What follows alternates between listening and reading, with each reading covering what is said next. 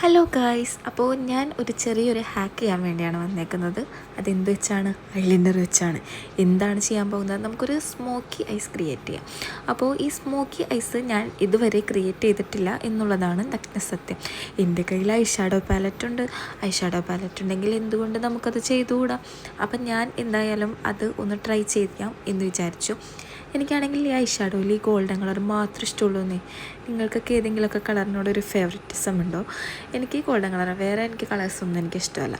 അപ്പോൾ നമുക്കിനി സ്റ്റാർട്ട് ചെയ്യാം.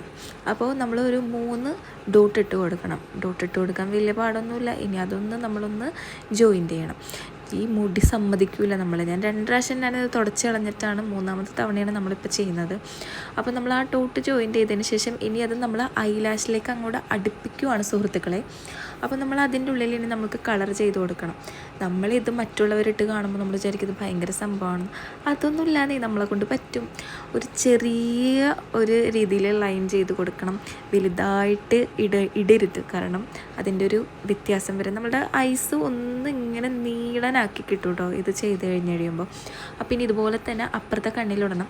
അപ്പുറത്തെ കണ്ണിലിട്ടപ്പോഴാണ് ഞാൻ നഗ്നസത്യം മനസ്സിലാക്കുന്നത്. ഒരു കണ്ണിലും കണ്ടില്ലേ, രണ്ടിലും ഒരു വ്യത്യാസം.